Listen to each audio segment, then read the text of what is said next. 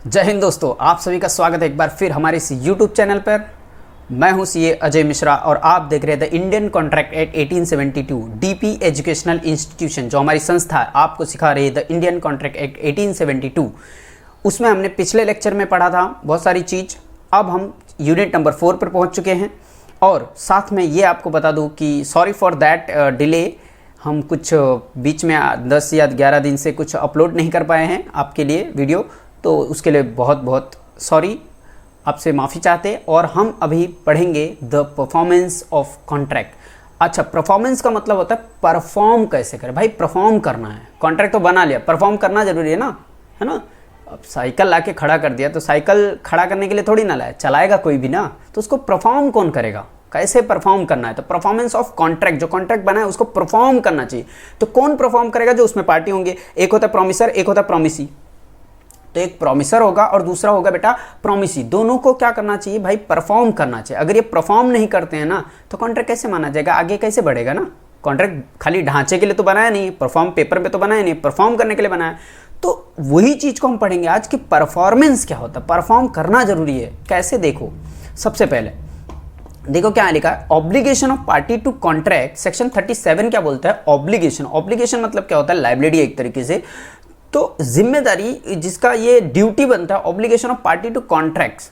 अच्छा, उसमें किसका ऑब्लिगेशन बनता है? देखो, the party to contract must either perform, या तो परफॉर्म करें या offer to perform the representative respective promise. मतलब क्या? ऑफर टू परफॉर्म मतलब होता है अटेम्प्ट टू परफॉर्म, या तो परफॉर्म करे या तो कोशिश करे भाई परफॉर्म करने की। उससे नहीं हो रहा तो अलग बात है, लेकिन परफॉर्म करने की कोशिश तो करे। नहीं करता है तो गलत बात है ना। तो अगर ऐसा नहीं होता तो परफॉर्मेंस डिस्पेंड मतलब पुट टू एंड विथ और excused under the provision of the Indian Contract Act 1872 of any other law और any other law के बारे में भी बोला गया है। The promise bind the representative of the promiser representative। अच्छा, promise जो है वो अगर मर गया, कौन? promiser, तो उसके रिप्रेजेंटेटिव बाउंड हो जाएंगे ना। तो रिप्रेजेंटेटिव ऑफ द promiser, अगर promiser मर जाता है तो। एग्जाम्पल के लिए यहाँ पे देखेंगे A and B deliver to, A और बी के बारे में बात हुई थी गुड्स डिलीवर करने के लिए। ए मर जाता है तो उसके रिप्रेजेंटेटिव का पूरा ड्यूटी बनता है कि बी को गुड्स डिलीवर करे।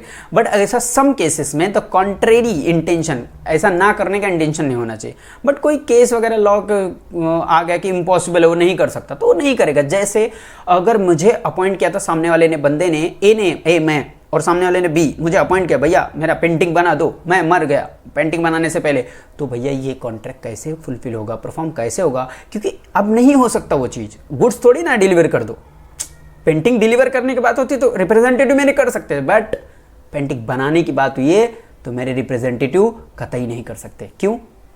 स्किल, हुनर, कला सबके अंदर नहीं होती ना सेम। जैसे वही है, वही यहाँ पे दूसरा एग्जांपल लिखा हुआ है, आप लोग पढ़ लेंगे। अब आता है एक्चुअल परफॉर्मेंस और ऑफर टू परफॉर्म। मतलब क्या? अटेम्प्ट परफॉर्मेंस, और इसको बोलते हैं टेंडर ऑफ परफॉर्मेंस भी बोलते हैं। अच्छा, एक्चुअल परफॉर्मेंस का मतलब होता है party have fulfil there obligation. थे ने तेरे साथ मैंने क्या क्या कॉन्ट्रैक्ट किया, तूने उसको फुलफिल किया, बात खत्म, एक्चुअल परफॉर्मेंस हो गया। बट अटेम्प्ट मतलब क्या? The promisee refuse to accept the performance. भाई प्रोमिसी ने रिफ्यूज कर दिया एक्सेप्ट, बट प्रोमिसर को तो अपनी पूरी कोशिश करनी चाहिए ना, वो होता है अटेम्प्ट परफॉर्मेंस। अब यहाँ पे देखो, effects of refusal to accept offer and performance. अब रिफ्यूज हो गया तो उसका प्रभाव क्या पड़ेगा? Effects of refusal to accept offer of performance, उसका प्रभाव क्या पड़ेगा? तो देखो, पहला प्रभाव जो है यहाँ पे हम पढ़ेंगे, लेकिन पहले क्या है? According to this section 38 of the act, where a promisor has made an offer of performance to the promisee. Performance of made क्या ना, promisor made the offer of performance to the promisee and the offer has not been accepted. Offer accept नहीं हुआ, then the promisor is not responsible. भाई मैंने कोशिश की, तुमने accept नहीं किया तो मैं क्या करूं? मेरी जिम्मेदारी मैंने निभाया, बट तूने कोशिश नहीं की, तूने एक्सेप्ट नहीं किया, कौन? प्रोमिसी, तो इसका कोई जिम्मेदारी फिर नहीं। Not responsible for non performance, और उसके साथ साथ not does their loss his right under the contract. समझे? बस देखो क्या है, every offer must fulfil certain condition. कौन सा कंडीशन ऑफर फुलफिल करना चाहिए? देयर ऑफर मस्ट भी क्या होना चाहिए? अनकंडीशनल। ये हमने पहले भी पढ़ा था, है ना। Offer made the proper time and place, time and place पे प्रॉपरली होना चाहिए वो चीज़। अगर वो नहीं है तो हम क्या करेंगे? रीजनेबल टाइम लेंगे। क्या लेंगे हम? रीजनेबल टाइम लेंगे। यहाँ पे लिखा offer and offer offer is an offer to deliver anything to a promise, then the promise must have reasonable opportunity of seeing that. भैया bound by promisor to deliver मतलब क्या कि हमें तो बताना चाहिए ना कि कहाँ क्या डिलीवर करना है। परफॉर्मेंस सामने वाले को बोल दे बस माल भेज दे, कहाँ भेजना है वो बताना चाहिए ना, तो प्रॉमिस ही बताएगा सामने वाले को, वही लिखा है यहाँ पे। अब यहाँ पे एग्जांपल पढ़ो, बिल्कुल समझ में आ जाएगा। P promise to deliver certain goods to R. P take a goods to the appointed place during the business hours but R refuse to क्या भैया take the delivery of goods in this attempt of performance.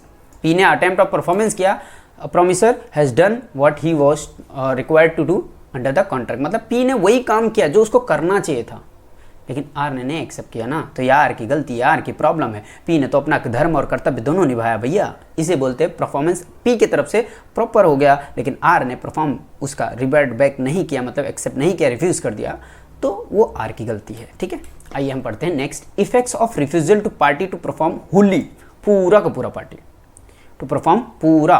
तो देखो क्या section 39 बोलता है, provide that when a party to make a contract has refuse to perform, refuse to perform, ऊपर ने अभी आर ने क्या किया, रिफ्यूज टू परफॉर्म किया ना, और disabled himself from performing his promise, नहीं कर सकता वो perform in its entirety, the promisee may put to end the contract unless he had signified by word or conduct his acquiescence, मतलब रजामंदी in its continuance, मतलब उसका रजामंदी होना चाहिए, है ना, उसके ऊपर डिपेंड करता है, वो पुट टू एंड कर सकता है। जैसे मैंने अपॉइंट किया सामने वाले बंदे को कि तू 2 महीने तक हर हफ्ते में 2 दिन मेरे होटल या थिएटर में गाएगा तू गाना, सामने वाले ने 1 दिन बीच में एब्सेंट होगा, तो मेरे ऊपर डिपेंड करता है, मैं पुट टू एंड कर सकता हूँ उस कॉन्ट्रैक्ट को, अगर 1 दिन उसके एब्सेंटी पे है ना, तो मेरे ऊपर डिपेंड करता है, मैं कर सकता हूँ उसको। वही लिखा है यहाँ पे, एग्जाम्पल पढ़ लेंगे समझ में आ जाएगा।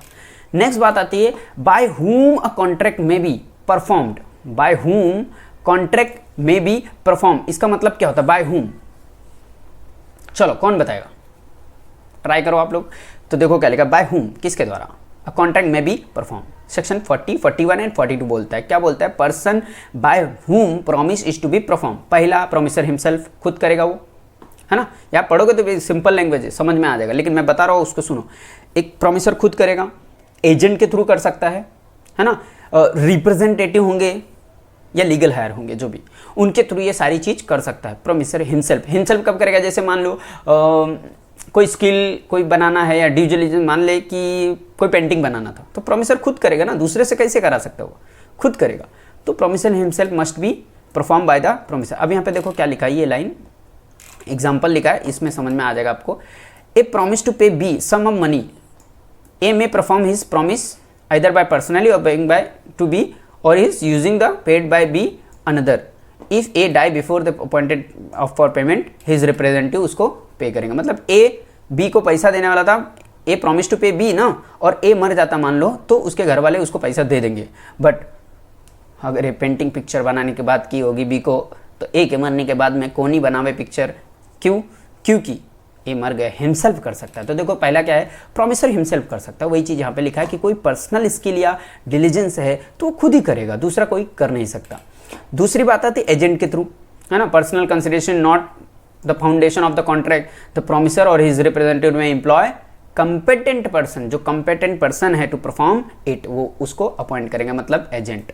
एंड थर्ड लीगल रिप्रेजेंटेटिव, एक रिप्रेजेंटेटिव है लीगली है ना, लीगल है, legal representative, death of the promisor legal representative क्या करेंगे, है ना, परफॉर्म करेंगे।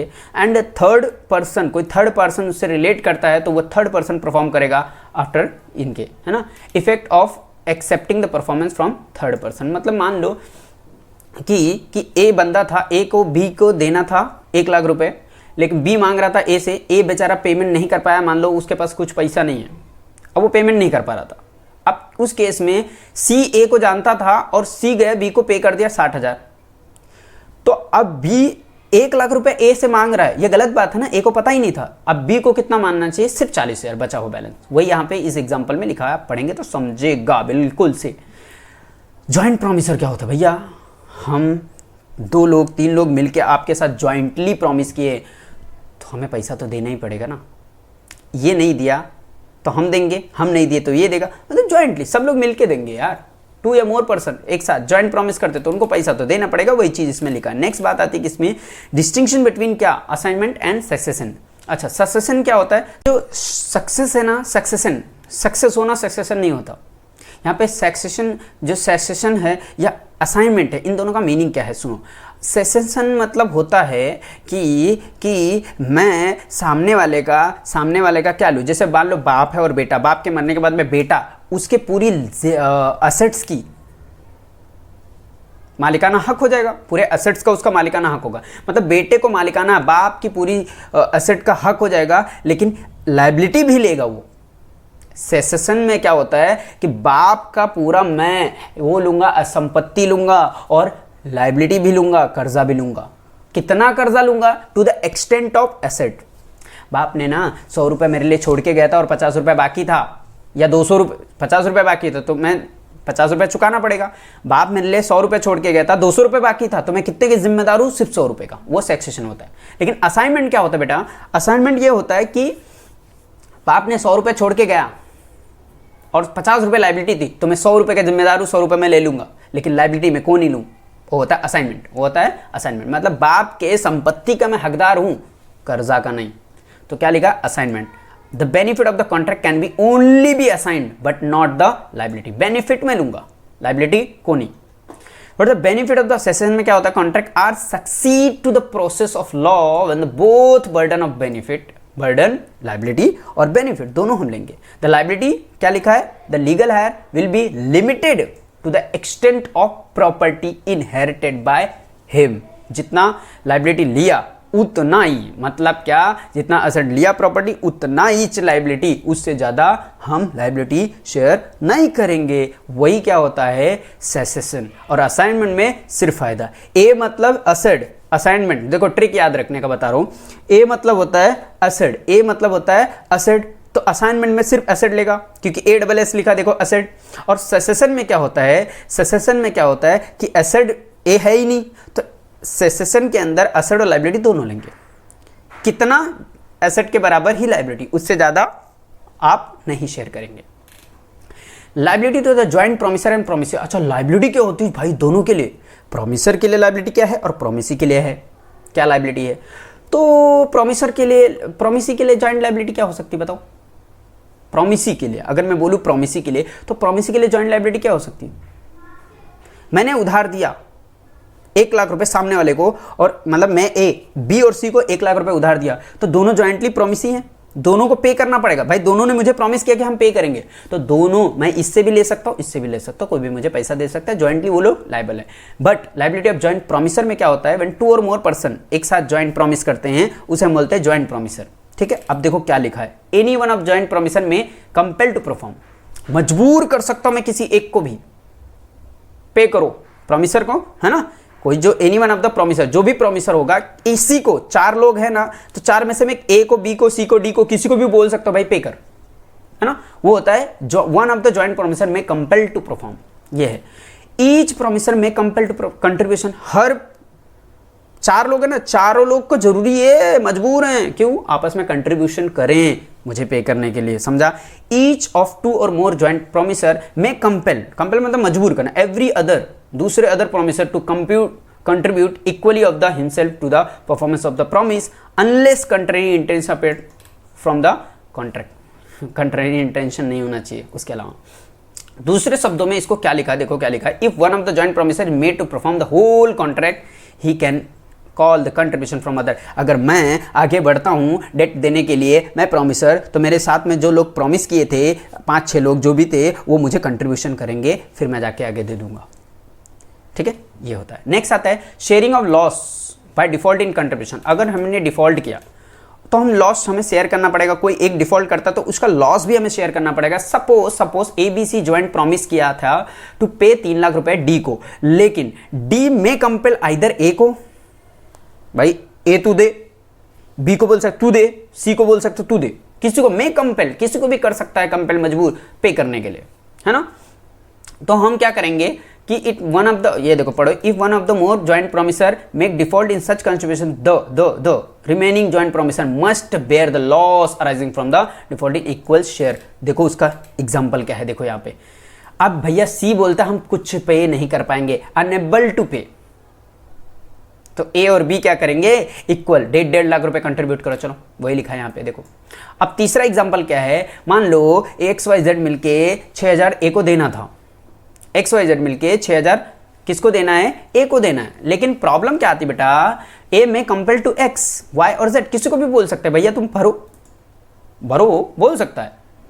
If Z is compare to pay the whole amount, अगर जेड आगे बोलता है मैं पूरा पैसा 6000 दे दूंगा किसको, ए को, तो एक्स का जो इंसॉल्वेंट हो चुका है, बट इज एसेट्स जो सफिशिएंट टू पे है, एक्स इंसॉल्वेंट हो गया लेकिन एक्स के एसेट से 1000 रुपए आएगा तो हम बेच के 1000 रुपए ले लेंगे, और वाई से कितना लेंगे, 2000 सबका हो रहा था, अब वाई से कितना लूंगा, 2000, समझ में आया, वाई से कितना लूंगा 2000, और एक्स से कितना लूंगा, उसकी प्रॉपर्टी बेच के 1000, क्योंकि वो इंसॉल्वेंट हो गया बेटा, समझा, प्रॉपर्टी से उसके 1000 हम पे लेंगे। तो हम आगे बढ़ने हैं तो हमें आधा आधा शेयर करना पड़ेगा। आगे कौन बढ़ा, जेड, तो 6000 का आधा कितना होता है, 3000, 3000 में से 3000 किससे लेना चाहिए उसको, अदर पार्टी से, लेकिन 2000 वाई से लेगा और 1000 कहां से आ रहा है, एक्स के प्रॉपर्टी से, तो इसके लिए आधे का जिम्मेदार उसको बना दिया गया भाई, है ना, इंसॉल्वेंट हो गया था कौन, जेड। अब यहां पे आता है effects of release of one joint promisor. Section 44 क्या बोलता है, effects of release of one joint promisor. मैंने एग्जांपल सुनो, मेरी बात सुनो बेटा, इधर देखो देखो, हाँ, अगर ए और बी सी 3 लोग हैं, पैसा देना है, प्रॉमिस किए किसको, डी को पैसा देने के लिए, डी को पैसा देने के लिए बिल, डी बोलता है बेटा, क्या बोलता है डी, कि मैं रिलीज करता हूं किसको, ए को, तो इसका मतलब ए पैसा भी नहीं देगा, ये गलत बात है, ए को पैसा देना पड़ेगा। रिलीज करना मतलब क्या, कि डी कंपेल कर सकता है, मजबूर कर सकता है बी और सी से पैसा मांगने का, लेकिन ए से नहीं मांगेगा, क्यों, क्योंकि ए को रिलीज किया उसने, है ना, लेकिन ए को रिलीज किया, इसका मतलब ये नहीं कि ए पैसा नहीं देगा, ए को कंट्रीब्यूट करना पड़ेगा किसको, बी और सी को, समझा, तो वही लिखा है यहाँ पे, एग्जाम्पल पढ़ लो, ठीक है। चलो ये पढ़ना है, ये पढ़ दूं, where 2 or more person have made a joint promise, a release of one of such joint promisers by the promise but does not discharge his joint promiser or joint promisers, neither does it free from joint promiser or release from the responsibility to the other joint promiser or promisers। क्या promisor लिखा है sir, समझ में नहीं आया, समझ में यही आएगा बेटा, इतना ही कि सामने वाला हमें रिलीज कर रहा है, इसका मतलब ये नहीं कि हम पैसे से रिलीज हो गए, हमारी डिस्चार्ज और लाइबिलिटी जितनी थी हमें कंट्रीब्यूट करना पड़ेगा अदर प्रोमिसर या प्रोमिसर्स को, ठीक है। चलो अब ये क्या लिखा है भैया, राइट्स ऑफ ज्वाइंट प्रोमिसी, जो मैंने स्टार्टिंग में पढ़ के बताया, आपको बताया था ना, समझाया था, वही लिखा है, देखो क्या, when a person has made promise to 2 or more person jointly, then unless a contrary intention, भैया contrary intention तो बीच में आएगा ना, from the contract, the right to claim performance rest between him and them, with them during the joint life, after the death of any of them, with the representative of the deceased person। मतलब क्या, देखो ए और B C 3 लोग हैं, ए है जिसको 5 लाख रुपए land किया है किसको, टू हिम, किसको, बी और सी को, and promise to B and C jointly repay them, हम पे करेंगे। अगर B मर जाता तो उसके लीगल रिप्रेजेंटेटिव और C मिलके पे करेंगे, C भी मर जाता है तो उसके B और C के दोनों ज्वाइंटली लीगल रिप्रेजेंटेटिव पे करेंगे, वही लिखा है यहाँ पे। अब बहुत बड़ी बात होती है कि भैया the time and place for the performance of the promise, बहुत खतरनाक चीज है, टाइम एंड प्लेस क्या होता है, देखो, time for performance of promise where no application is to be made, where no application to be made at the,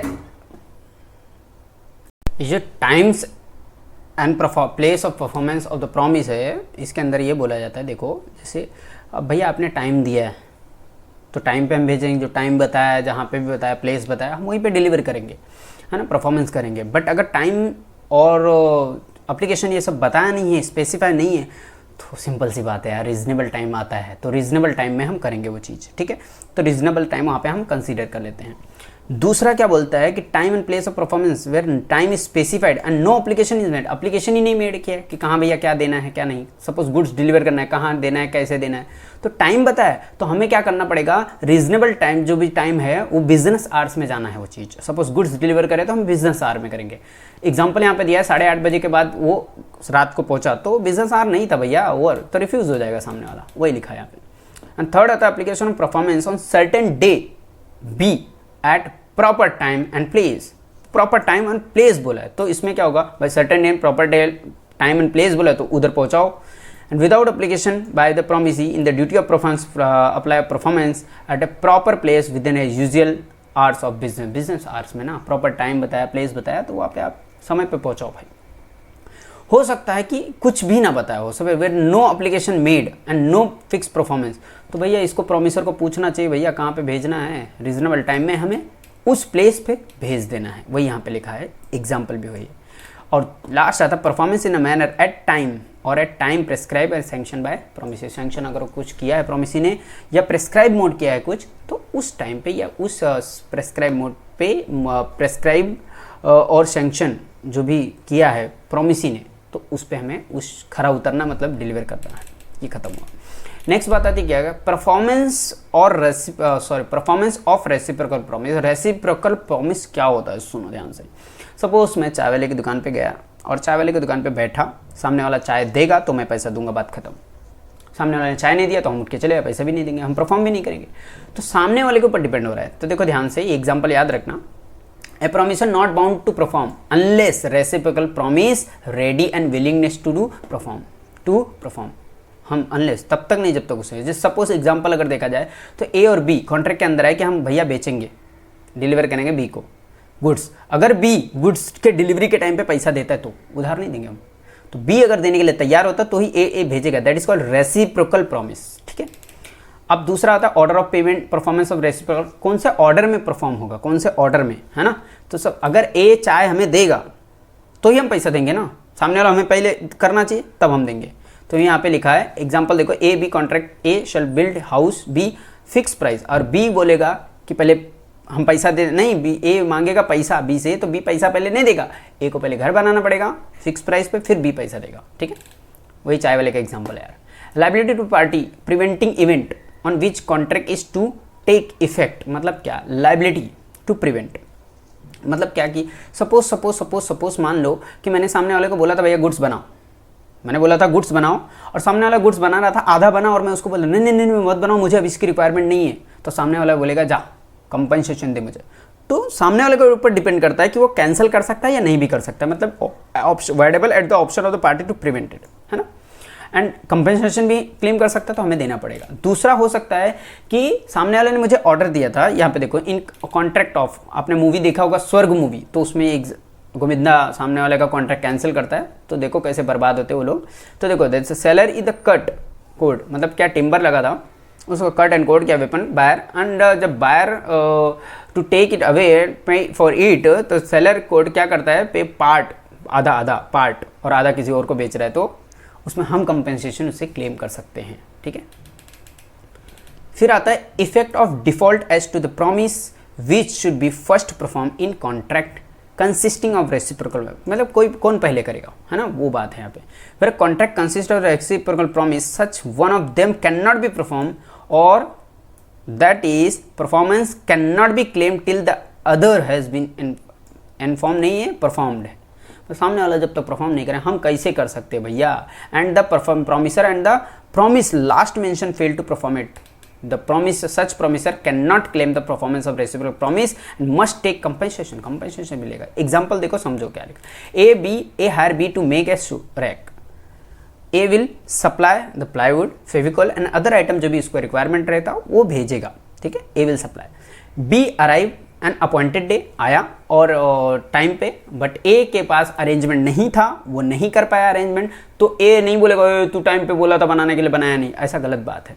जैसे मान लो क्लासेस में कहीं गया था पढ़ाने के लिए, उन्होंने मुझे 5 बजे बुलाया था, मैं 5 बजे पहुंच गया, लेकिन उनके बच्चे नहीं आए थे, 5:30 बजे तक आए, तो आधे घंटे का जो कंपनसेशन है टीचर का, जो पर आवर पेमेंट है वो करेंगे, वो कंपनसेशन देंगे। मेरी कोई गलती नहीं है, मैं उतना ही पढ़ाऊंगा जितना मैं टाइम अपॉइंटेड था, मतलब 5 से 6 तक मेरा लेक्चर, तो मैं आधे घंटे पढ़ाऊंगा क्योंकि 5:30 बजे बच्चे आए, ठीक है। तो वो है effects of failure to perform a fixed time, fixed to contract in which time is essential. Time important भैया, टाइम फिक्स है तो कंपनसेशन भी लगेगा।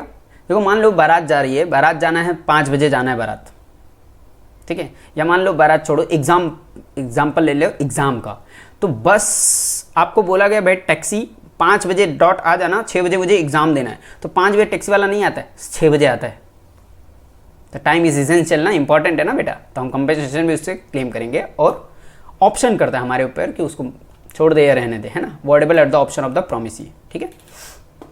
Effects of such failure when it is not essential, अगर इसेंशियल नहीं है तो compensation के लिए हम नहीं कर सकते कुछ, देखो क्या, but the promisor entitled to compensation from the promisor for any loss occasion from his failure. मतलब क्या है कि देखो क्या, it was not intention the party time should essence of the contract does not become voidable, voidable वो नहीं होगा at the option of the party, but compensation claim कर सकते, सॉरी फॉर दैट, ठीक है। इस effect of acceptance of performance at time other than agreed upon, जो agreed अपन हुआ था ना टाइम, उसके अलावा क्या हो सकता है भैया, कुछ नहीं।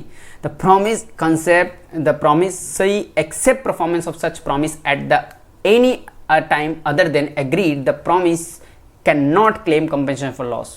इसमें क्या हो सकता है ना, contract voidable on account of the promisor, जिसमें टाइम एग्रीड हुआ था उसके बाद हुआ है और इसेंशियल नहीं है टाइम परफॉर्मेंस, तो उसमें आप कंपनसेशन क्लेम नहीं कर सकते, बट वॉइडेबल हो सकता है at the option of the promisor failure to perform his promise at a agreed upon, है ना।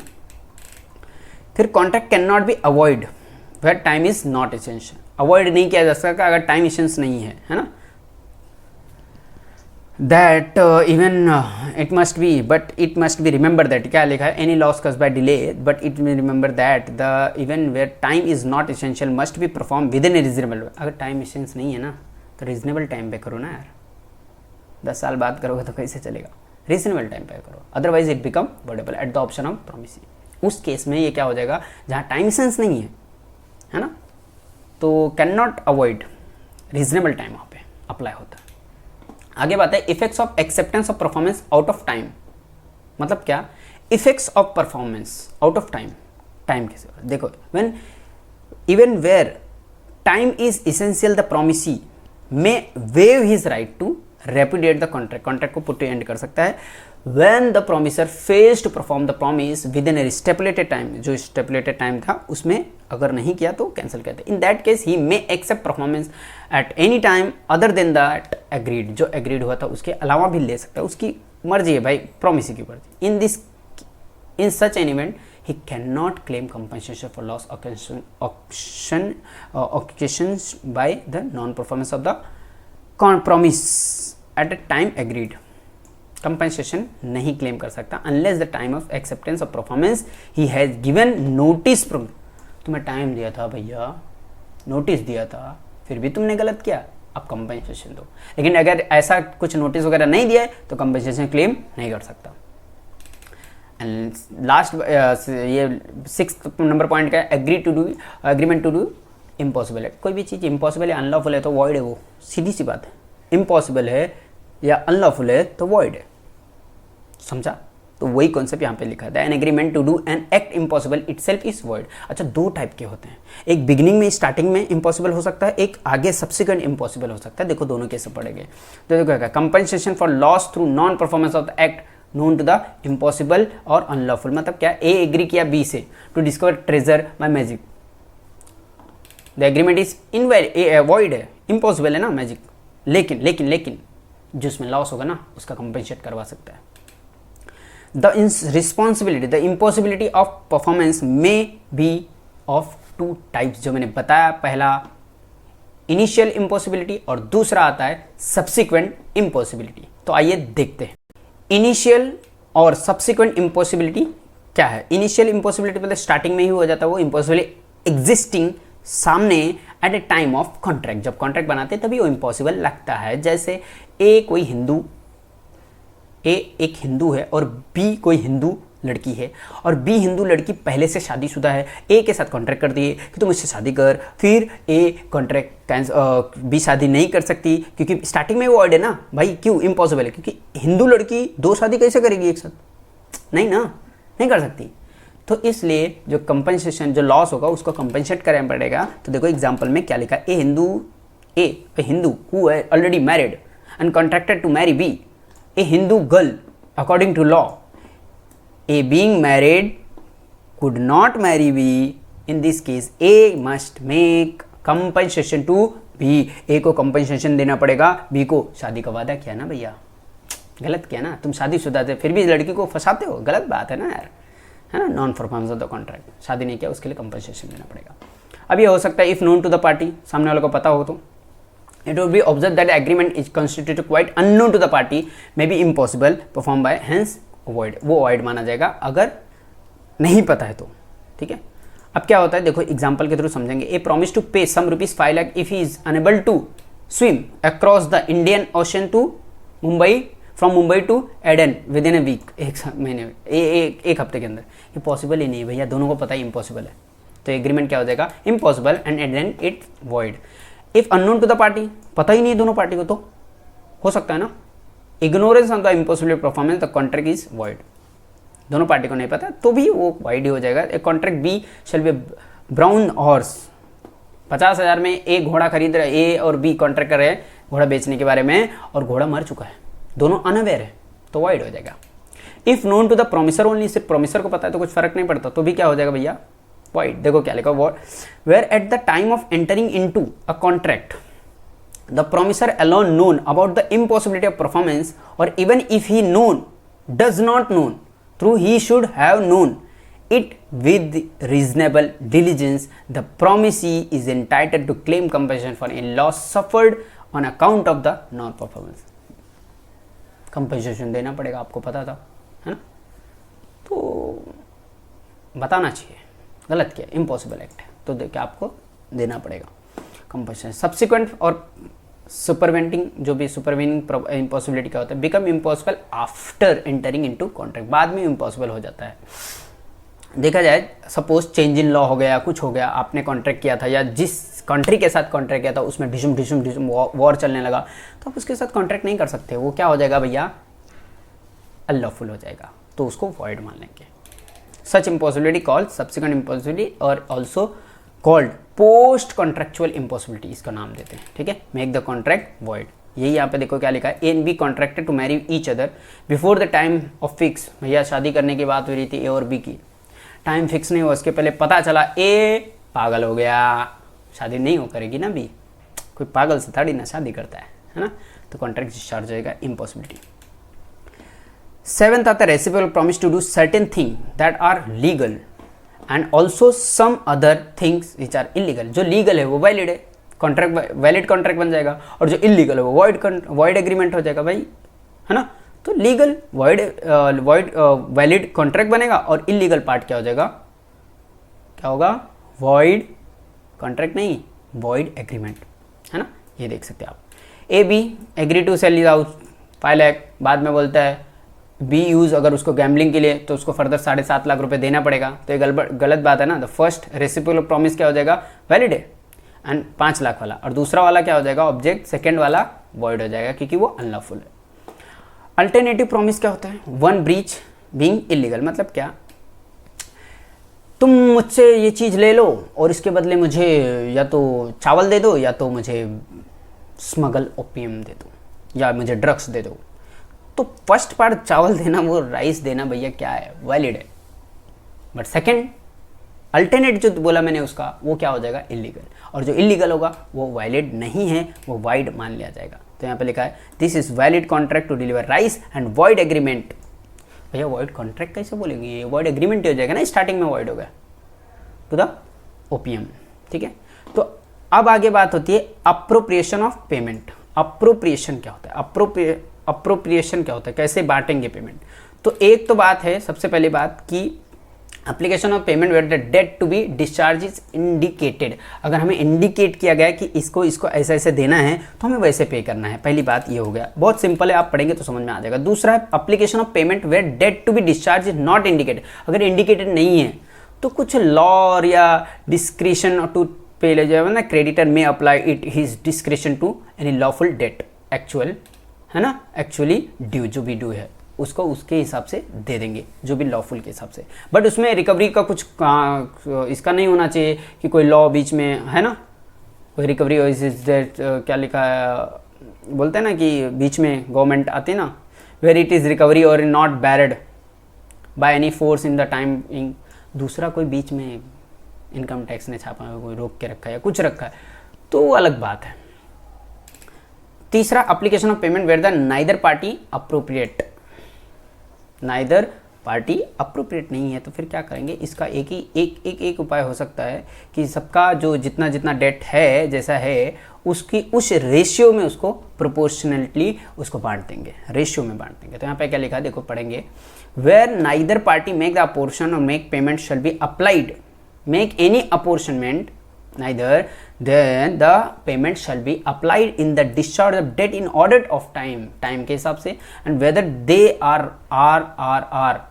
or are not barred by law time being as to the limitation of suit, नहीं होना चाहिए suit के। if the debt are equal standing, अगर सब लोग एक साथ ही बकाया हैं तो प्रोपोर्शन में बांट दो, अगर टाइम है तो ऑर्डर ऑफ टाइम बांट दो, बात खत्म। तो आज के लिए इतना ही हम पढ़ेंगे और नेक्स्ट लेक्चर में हम पढ़ेंगे ये, और ये पूरा चैप्टर खत्म कर देंगे, यूनिट नंबर 4। आज के लिए इतना ही काफ़ी है, तब तक के लिए बाय बाय, टेक केयर, खुश रहिए, मस्त रहिए और घर पर रहिए, सुरक्षित रहिए, बाय बाय।